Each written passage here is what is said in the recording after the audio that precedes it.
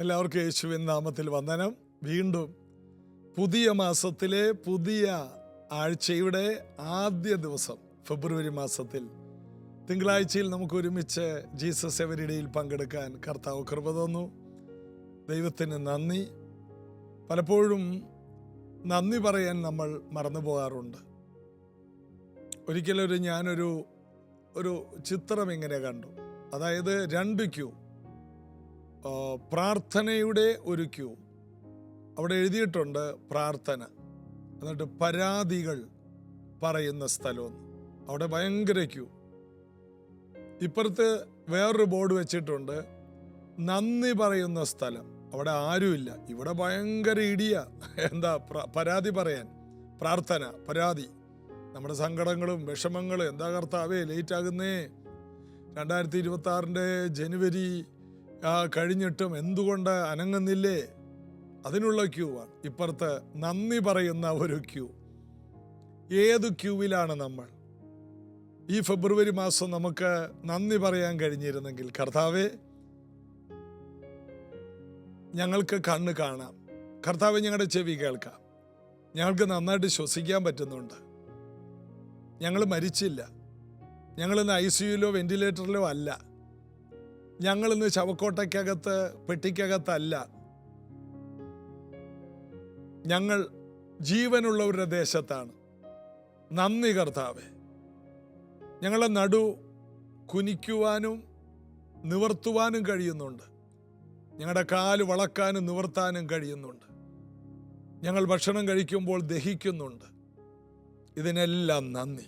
ഓരോന്നോരോന്നൊന്ന് ഓർത്ത് ഓരോ പ്രഭാതത്തിലും എഴുന്നേറ്റ് നന്ദി പറയാൻ തുടങ്ങുമ്പോൾ തന്നെ ഒരു 80% പരാതികൾ മാറും. നമ്മുടെ മുഖത്തൊരു ചിരിയുണ്ടാകും. പ്രാർത്ഥന കൊണ്ട് മുഖത്ത് ചിരി ഉണ്ടാകണമെന്നില്ല. പ്രാർത്ഥന 1 മണിക്കൂർ പ്രാർത്ഥിക്കുക, 2 മണിക്കൂർ പ്രാർത്ഥിക്കുക എന്ന് ചർച്ചിൽ പറയും. പാസ്റ്റർ പറഞ്ഞാൽ ഈ വർഷം 2 മണിക്കൂർ 3 മണിക്കൂർ പ്രാർത്ഥിച്ചേക്കാം. നിങ്ങൾ എങ്ങനെയാണ് പ്രാർത്ഥിക്കുന്നത്? അതും കൂടി എന്താണ് പ്രാർത്ഥിക്കുന്നതിനേക്കാൾ എങ്ങനെയാണ് നന്ദി പറഞ്ഞ് ദൈവത്തോട് സ്തോത്രത്തോടെയാണോ അടുക്കുന്നത്? അവൻ്റെ പ്രാകാരങ്ങളിൽ സ്തുതിയോടും സ്തോത്രത്തോടുമാണോ അടുക്കുന്നത്? അല്ല, പരാതികളോടുകൂടിയാണോ? ഇസ്രായേൽ മക്കൾക്ക് പറ്റിയ പരാജയം നമുക്ക് ഉണ്ടാകരുത്. അത് നമുക്ക് ദൃഷ്ടാന്തമായി ഭവിച്ചു. അവർ പരാതികൾ പറഞ്ഞു. അതിനകത്ത് കാണുന്ന പുറപ്പാട് പുസ്തകത്തിൽ കാണുന്ന ഒരു കാര്യമുണ്ട്. അതാണ് ഒന്നാമത്തെ കാര്യം. അവർക്ക് കുടിക്കാൻ വെള്ളമില്ലായിരുന്നു. അവര് രഫീദീമിലെത്തി. അവർക്ക് കുടിക്കാൻ അവിടെ വെള്ളമില്ലായിരുന്നു. രഫീദീം എന്ന വാക്കിന്റെ അർത്ഥം വിശ്രമ സ്ഥലം എന്നാണ്. അവർക്ക് കുടിക്കാൻ അവിടെ വെള്ളമില്ലായിരുന്നു. അടുത്ത വാക്ക്. ഉടനെ അവർ മോശയോട് വഴക്കുണ്ടാക്കി. ഞങ്ങൾക്ക് കുടിക്കാൻ വെള്ളം വേണം, ഞങ്ങൾ എന്തിനാണ് കൊല്ലാൻ കൊണ്ടുവന്നു? ദൈവത്തോട് അവർ പരാതികൾ പറഞ്ഞു, അല്ലെങ്കിൽ ദൈവത്തെ പരീക്ഷിച്ചു, കലഹിച്ചു എന്നാണ് പിന്നീട് അവിടെ വായിക്കുന്നത്. രഫീദീമിന്റെ പേര് മോശ മാറ്റി. ദൈവം പറഞ്ഞു അവർക്ക് കുടിക്കാൻ വെള്ളം കൊടുത്തേക്കാൻ പറഞ്ഞു. പാറയടിക്ക് വെള്ളം പുറപ്പെടും. അങ്ങനെ വെള്ളമൊക്കെ പുറപ്പെട്ടു. എന്നാൽ ദൈവത്തിൻ്റെ ദാസനായ മോശ ആ സ്ഥലത്തിനൊരു പേരിട്ടു. മസ എന്നും മെരീബ എന്നും. മസ എന്ന് പറഞ്ഞാൽ പരീക്ഷ, മെരീബ എന്ന് പറഞ്ഞാൽ കലഹം. വിശ്രമത്തിന് വേണ്ടി ദൈവം കൊണ്ടുവന്നതാണ്. അവിടെ അവരുടെ വിശ്വാസം പുറത്തെടുക്കാൻ വേണ്ടി ഒരു ചാൻസ് കൊടുത്തു. വിശ്വാസം പുറത്തെടുക്കുന്നതിന് പകരം വഴക്ക് മുഴുവനും പുറത്തെടുത്തു. അതുകൊണ്ട് എന്തു പറ്റി? അമാലേക്കർ രഫീദീമിൽ വന്ന് യുദ്ധം ചെയ്തെന്നാണ് പുറപ്പാട് 17 കാണുന്നത്. രഫീദീമിൽ യുദ്ധമില്ല, അത് വിശ്രമ സ്ഥലമാണ്. അവിടെ യുദ്ധമുണ്ടായി. കാരണം ഇവരുടെ ബലം കുറഞ്ഞുപോയി. നാം ബലഹീനരാകുന്നത് എപ്പോഴാണെന്ന് അറിയാമോ? നാം പരാതി പറയുമ്പോൾ, നാം സ്തോത്രം പറയാതിരിക്കുമ്പോൾ, ദൈവത്തിൻ്റെ ഉപകാരങ്ങൾ ധ്യാനിച്ച് ദൈവത്തെ ആരാധിക്കാതിരിക്കുമ്പോൾ നമ്മൾ ബലം കുറഞ്ഞു പോവുകയാണ്. പ്രാർത്ഥനയെന്ന് പറഞ്ഞാൽ കൂടുതൽ സ്തുതിയും സ്തോത്രവുമാണ്. അതിനകത്ത് പൊതിഞ്ഞു വേണം ഇത് കൊടുക്കാൻ. നമ്മുടെ പഴയ ചിക്കൻ, ആ കോഴി, അത് ഇന്ന് KFC എന്ന് പറഞ്ഞ് ചിക്കിൻസ് എന്നൊക്കെ പറഞ്ഞു വരും. അങ്ങനെ പൊതിഞ്ഞ് മാവിലൊക്കെ പൊതിഞ്ഞ് വേറെ കളറിൽ കുറച്ച് സോസും കാര്യങ്ങളൊക്കെ കൂടി ചേർത്ത് അത് കൊടുക്കുകയാണെങ്കിൽ KFC എന്ന് പറഞ്ഞു കൊടുത്താൽ ചെറുപ്പക്കാരെല്ലാം വന്ന് കഴിക്കും. ഇതുപോലെ തന്നെയാണ് സ്തുതിയും സ്തോത്രത്തിലും പൊതിഞ്ഞ് ദൈവസന്നിധിയിലേക്ക് ഇതങ്ങൾ അർപ്പിച്ചാൽ കർത്താവിന് ഇത് സ്വീകരിക്കാനായിട്ട് എളുപ്പമാണ്. കുറേ പ്രാർത്ഥിച്ചാൽ മാത്രം പോരാ. അവിടെ ഇസ്രായേൽ മക്കൾ ബലഹീനരായി പോയെന്ന് 105 സങ്കീർത്തനം 37 വാക്യം, അവരിൽ ഒരു ബലഹീനനും ഉണ്ടായിരുന്നില്ല.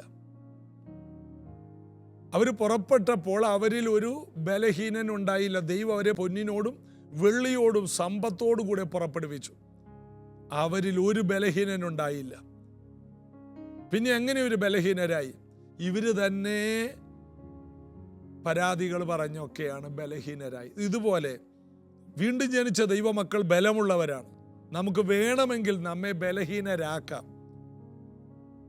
പരാതികൾ പറഞ്ഞാൽ മതി, വഴക്കുണ്ടാക്കിയാൽ മതി.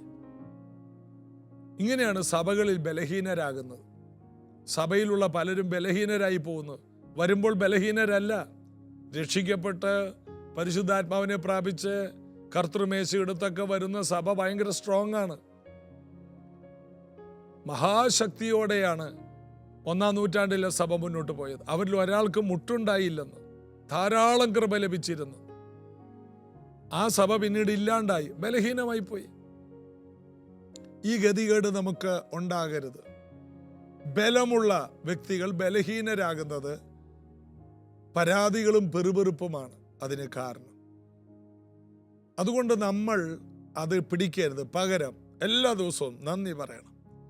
എന്ത് കേട്ടാലും നന്ദി. ആരെങ്കിലും ദോഷം പറഞ്ഞപ്പോൾ അത് നല്ലതാ. ദാവീദിനെ കല്ലും മണ്ണും ശിമയി വാരി എറിഞ്ഞു, ശപിച്ചു. അബിശായി പറഞ്ഞു, യജമാനെ അവനെ വെട്ടിക്കളയട്ടെ. വേണ്ട, സെരൂയ പുത്രന്മാരെ, എനിക്കും നിങ്ങൾക്കും തമ്മിൽ എന്ത്? നിങ്ങൾ ഈ കാര്യത്തിൽ ഇടപെടണ്ട. ദൈവം അനുവദിച്ചിട്ടാണ്. എന്നാൽ എൻ്റെ സങ്കടം നോക്കി ദൈവം അതെനിക്ക് ഗുണമാക്കി മാറ്റും. ദൈവം അനുവദിച്ചതാണ്. ചില വിഷയത്തിൽ ദൈവം അനുവദിച്ച നിന്ദയുണ്ട്, ദൈവം അനുവദിച്ച വേദനയുണ്ട്. അതിനെല്ലാം ദാവീദിനെ പോലെ സ്തോത്രം പറയാൻ പറ്റണം. അതുകൊണ്ട് ദൈവം ദാവീദിനെ കുറിച്ച് പറഞ്ഞു, അവനെൻ്റെ ഹൃദയപ്രകാരമുള്ളവനാണ്. ജീവിതത്തിൽ ദൈവം അനുവദിക്കുന്നതിനെ സ്തോത്രത്തോടെ സ്വീകരിക്കണം. യോബിന് ജീവിതത്തിൽ എല്ലാം നഷ്ടപ്പെട്ടെന്ന് അറിഞ്ഞപ്പോൾ അവൻ ദൈവത്തെ നമസ്കരിച്ചു എന്നാണ് അവിടെ എഴുതിയിരിക്കുന്നത്. ദൈവത്തോട് വഴക്കിട്ടൊന്നുമല്ല, അവൻ ദൈവത്തെ ആരാധിച്ചു. ദൈവത്തെ വീണ് ആരാധിച്ചു. വിഷയങ്ങൾ വരുമ്പോൾ സ്തോത്രം കൂടണം. പൗലോസും ശീലാസും അർദ്ധരാത്രിയിൽ ജയിലിൽ ചെയ്തത് അതാണ്. അവിടെയാണ് അടിസ്ഥാനങ്ങൾ കുലുങ്ങിയതും ചങ്ങലകൾ അഴിഞ്ഞതും എല്ലാ വാതിലും തുറന്നതും കാരാഗ്രഹ പ്രമാണി രക്ഷിക്കപ്പെട്ടതും ജയിലിലുള്ളവരാരും ഓടിപ്പോകാതെ പൗലോസിന്റെ ശീലാസിന്റെയും സെല്ലിലേക്ക് വന്നിരുന്ന് രക്ഷിക്കപ്പെട്ടതും ജയില് ഒരു ഉണർവിന്റെ കേന്ദ്രമായി മാറിയതും സ്തുതിയുടെ നടുവിലാണ്. അതുകൊണ്ട് ഈ ഫെബ്രുവരി മാസം സ്തുതിയുടെ മാസമാക്കി മാറ്റണം. നന്ദി പറച്ചിലിന്റെ മാസമാക്കി മാറ്റണം. ആഘോഷങ്ങളുടെ മാസമാക്കി മാറ്റണം. രഫീദീമിനെ വിശ്രമ സ്ഥലത്തെ അവരെ കലഹമാക്കി മാറ്റി. മെരീബ, മസ പരീക്ഷയാക്കി മാറ്റി. എന്നാൽ മോശ തോറ്റുകൊടുത്തില്ല. മോശ എന്ത് ചെയ്തെന്നറിയാമോ? കൈ ഉയർത്തി അങ്ങോട്ട് പ്രാർത്ഥിച്ചു. അഹരോനും ഹൂരും വന്ന് കൈ താങ്ങി. അമാലേക്കർ തോറ്റുപോയി. കാരണം അമാലേക്കർ വന്ന് ഇതിനകത്ത് ബലഹീനരെ കൊന്നുകളഞ്ഞു എന്ന് ആവർത്തന പുസ്തകത്തിൽ പറയുന്നു. പുറകിലൂടെ വന്ന്, അപ്പൊ പിന്മാറിപ്പോയ ബലഹീനർ ശക്തരായിരുന്നു, ബലഹീനരില്ലായിരുന്നു. ക്ഷീണിച്ചും തളർന്നും പോയ ബലഹീനരെ കൊന്നുകളഞ്ഞു. അവരെ കൊന്നുകളഞ്ഞെന്ന് കരുതി മോശ നിർത്തിയില്ല. മോശ കൈ ഉയർത്തി പ്രാർത്ഥിച്ചു. യോശുവ പോയി യുദ്ധം ചെയ്തു. ഈ മോശയുടെ കൈ ഉയർന്നിരിക്കുമ്പോൾ അമാലേക്യർ തോറ്റുപോകും. മോശയുടെ കൈ താഴുമ്പോൾ അമാലേക്യർ ജയിക്കും. ഇത് കണ്ടപ്പോൾ അഹരോനും ഹൂരും ഓടി വന്ന് മോശയുടെ കൈ യുദ്ധം തീരും വരെ പിടിച്ചു നിർത്തി.